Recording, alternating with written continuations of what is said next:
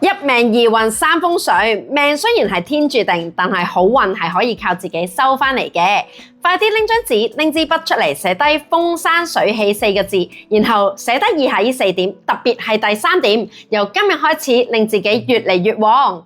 第一就係要有一張識講話嘅嘴，好嘅唔靈，衰嘅靈，千祈唔好講一啲唔吉利嘅說話，一啲負能量嘅字，一律通通唔准講，唔好咒自己，亦都唔好講大話，因為一張好嘅嘴就係你嘅風水。當你識得講啲好聽嘅說話，令人舒服，你嘅能量就會越嚟越強。第二就係養成一張和顏悅色嘅相，所謂相由心生，內心善良真誠嘅人，塊面總係會帶住溫和嘅神色。呢種人無論傾生意或者做朋友，都會非常受歡迎，前路都係無可限量。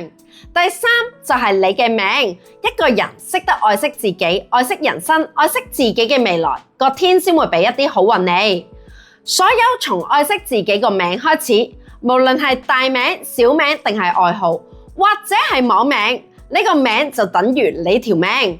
冇一個有錢人會叫自己窮鬼，亦都冇一個有福氣嘅人會叫自己阿衰。嗰啲名裏面帶住阿姑、阿衰嘅，就好似你個人履歷上面打咗個黑手印。所以從今日開始，將窮鬼變成向陽，將鹹魚變成錦鯉，過一段時間你會發現好多嘢都唔同晒。第四就係保持你嘅善良，人狂天收，人善天護。如果有人欺負你，你根本唔需要出手，因果自然會清算。